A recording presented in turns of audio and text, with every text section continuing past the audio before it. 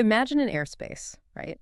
A huge invisible shield protecting a nation. Yeah. And everything coming in, I mean, from a tiny little drone buzzing along to a super fast advanced missile. Uh-huh.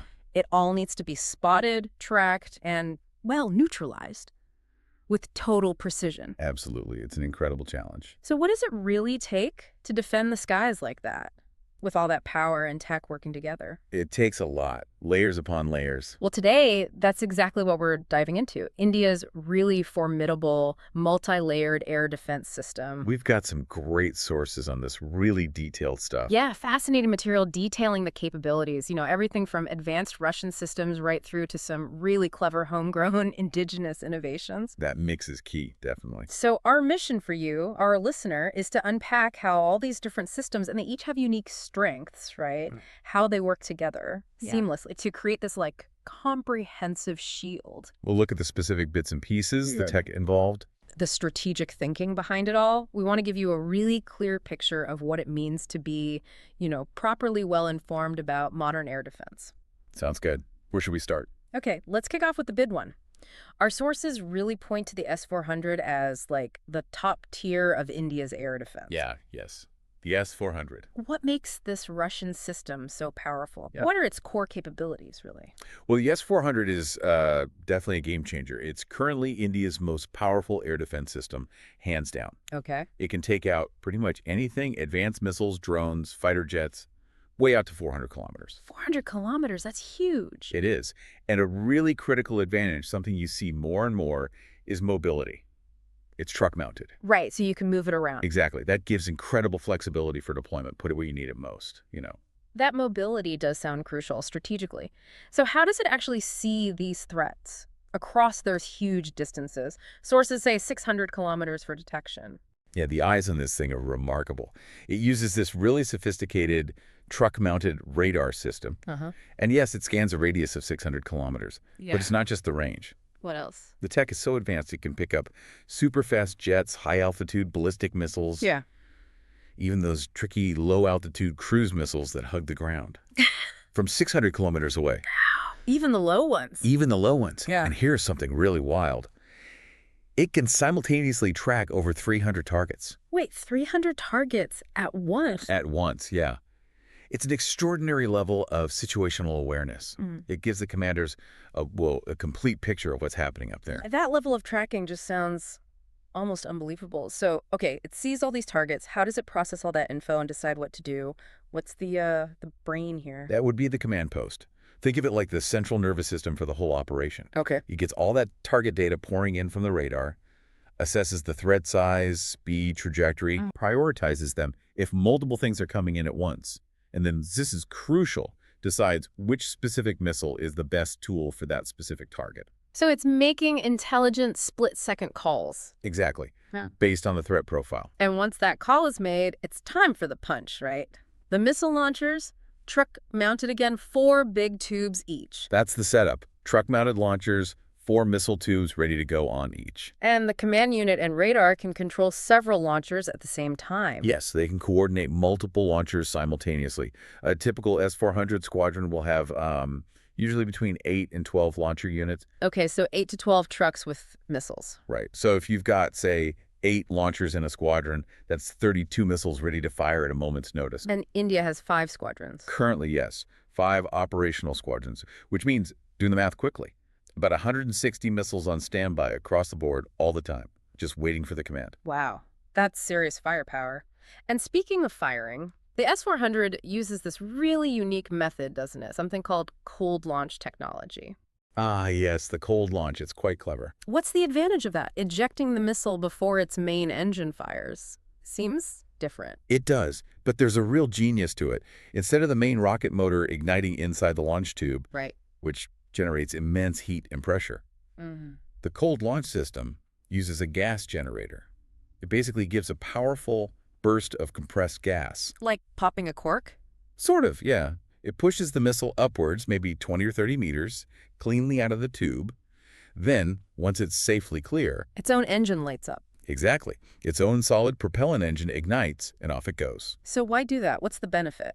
Several benefits, actually. It makes the launch sequence incredibly quick. It reduces wear and tear on the launcher tube itself, which is important. And critically, it's safer for the ground crew and equipment because the main engine ignition happens away from the launch vehicle. Ah, okay. So speed, less stress on the gear, and safety. Makes sense. It's a design choice optimized for rapid response in, high-stakes situations. So once these missiles are launched, our sources say the S-400 can use 4 different types, different ranges. That's correct. 4 types, each tailored for different engagement ranges. The command post tells the launcher which specific missile type to fire based on how far away the target is, its size, its speed. Tailoring the response. Precisely. And it's interesting, as you noted, the radar sees 600 kilometers, but the longest range missile currently available for it goes out to 400 kilometers. Right, I noticed that. Does that imply future upgrades? Longer range missiles, perhaps? It certainly hints at the system's potential for future growth, yes. Maybe accommodating even more powerful interceptors down the line. And guiding these things. Some don't have their own radar on board. How do they stay on target? Good point. Some rely on guidance from the ground. That's where the fire control radar stations come into play. Okay. Each squadron typically has 6 of these units. Their job is to continuously track the target and the outgoing missile, feeding precise location updates to the missile throughout its flight. So they're constantly talking to the missile. It's essentially, yes, especially for those missiles, without their own active seekers. It ensures they stay locked on right until impact. And these things are fast. Incredibly fast. We're talking Mach 5 to Mach 6. 5 to 6 times the speed of sound. Wow. Yeah, allows them to intercept even fast jets and other missiles. And when they get close, Doom. pretty much, they use a proximity fuse. It doesn't even need a direct hit. If it gets close enough to the target, the fuse activates the warhead. Big blast. Maximizes the chance of destroying the target. So speed, range, smart guidance. And what about making the system itself hard to target? Our sources mention strategic deployment. Absolutely critical. The 4 main components, the big radar, the command post, the missile launchers, and those fire control radars, they aren't all clustered together. Ah, they spread them out. Exactly. They're strategically separated, and their exact locations are generally kept under wraps, not widely known. So that makes it much harder for an enemy to take out the whole system with one strike. Adds resilience. Precisely. Survivability is key. And we've seen it work. Sources mention it successfully intercepting Pakistani missiles and drones, targeting multiple border areas and bases. So it's battle-proven, effectively. It has demonstrated its capabilities, yes. Okay, so the S-400 is clearly this incredibly powerful long-range shield. But what does this all mean in the bigger picture? It can't be the answer for every single threat, can it? No, absolutely not. And that's a really important point. I mean, think about it. Using one of these presumably very expensive, sophisticated S-400 missiles to shoot down a small, cheap drone someone bought online. Right. It's like using a sledgehammer to crack a nut. Or maybe spending, say, 100 to deal with a euro problem, as the source puts it. Exactly. It's just not efficient, not cost-effective at all. Precisely. And that raises the crucial question. How do you build an air defense that's both incredibly powerful for the big threats and efficient for the smaller, more numerous ones? You need to handle everything from that advanced fighter jet down to the tiny quadcopter. So what's the solution then? Layers. This is exactly why India has invested heavily in integrating multiple layers of air defense systems. It's not just about the S-400. Okay, so different systems for different jobs. Exactly. Each layer is optimized for different types of threats, different ranges, different altitudes. It ensures you have comprehensive coverage, but also that you're using your resources smartly. You use the right tool for the right threat. Makes sense. So let's talk about those other layers. One of the big ones developed in India itself is the Akash system, right? DRDO. Yes, Akash, a really significant indigenous system developed by DRDO. It's been active since around 2007. And what's its role? What can it do? Akash handles the medium-range threats. It uses 3 types of missiles, and its maximum range is about 70 kilometers. Okay, so shorter range than S-400. Considerably shorter, yes. And the missiles travel at speeds up to Mach 2.5. So about half the speed of the S-400 interceptors, roughly. Still pretty quick, though. Oh, absolutely. Still very capable. Structurally, they're fairly standard.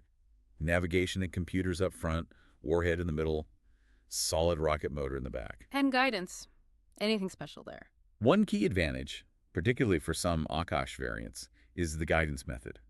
Missiles that don't have their own seeker systems on board are guided by ground-based radar. Like the S-400's fire control radars. A similar principle, yes. Yeah. And the big advantage here is resistance to electronic jamming. Ah, because the guidance signal isn't coming from the missile itself. Exactly. It's harder for enemy jammers to block or confuse the guidance signals coming from the powerful ground radar. Yeah.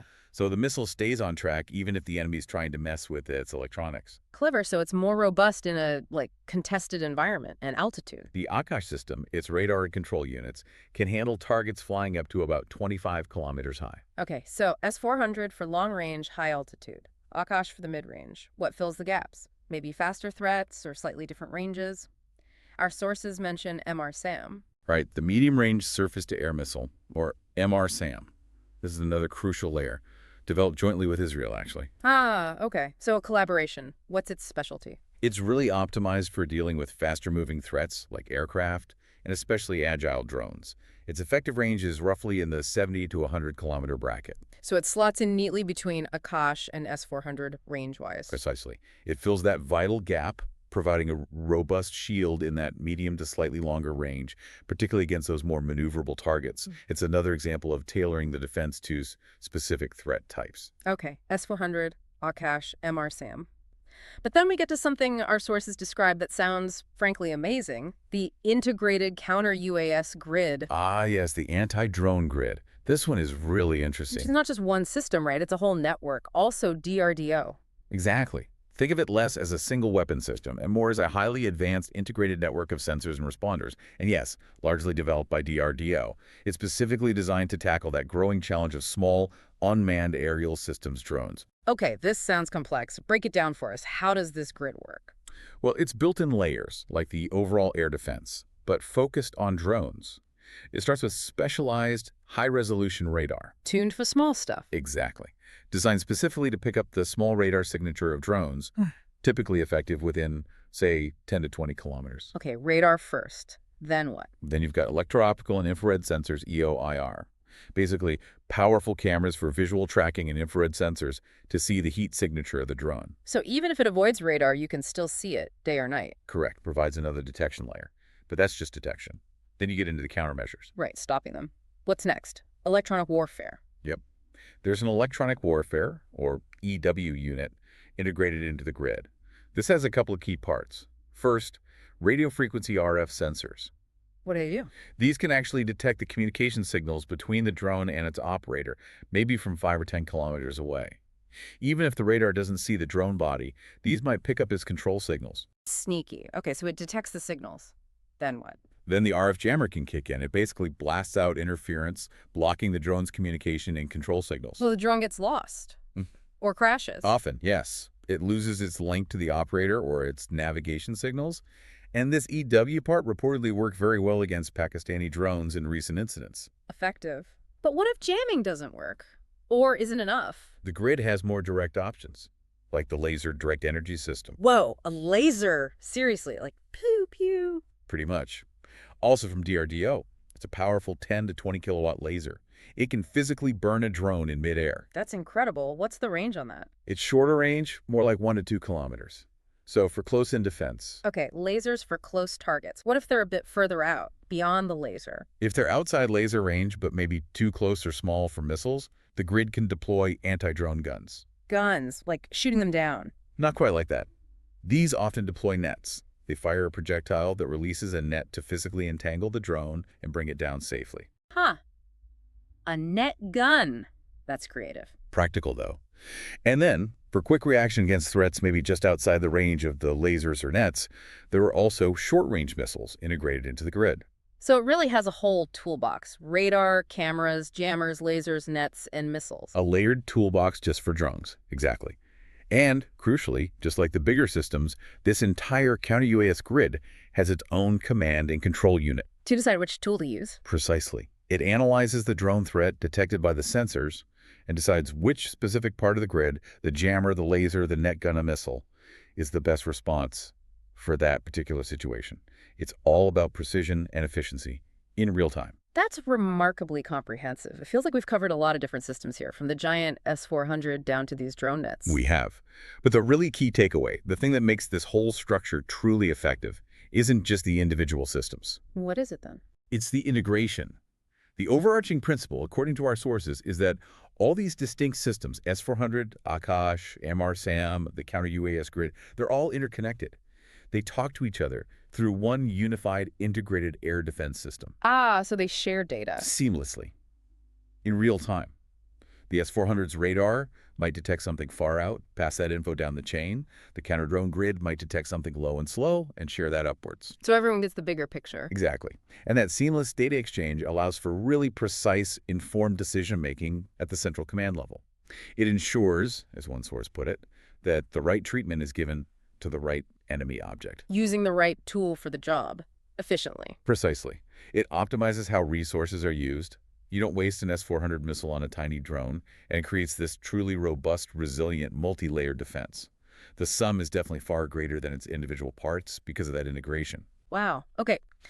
So we've really journeyed through the sophisticated layers of India's air defense today, from that long-range power of the S-400 through Akash and MRSAM, right down to that intricate multi-tool counter-UAS grid. It's quite a system. And hopefully you, our listener, now have a much clearer understanding of how these different pieces, some bought from abroad, some impressively developed right here in India, combine to form this really adaptive and resilient shield.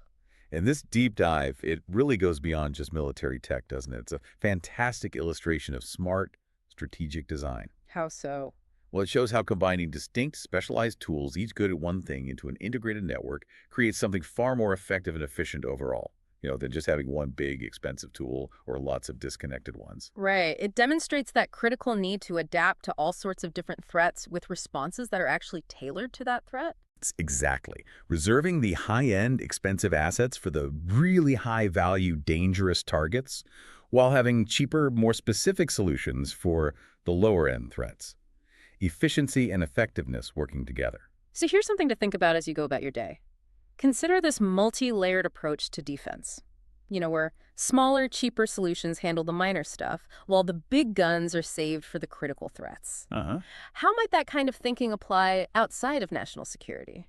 Where else could a layered, interconnected strategy in business, maybe, or technology development, even just solving problems in your own life, lead to surprising strength, better efficiency, and just overall better preparedness when you're facing complex, diverse challenges? That's a great question. Where else can that layered thinking make a real difference?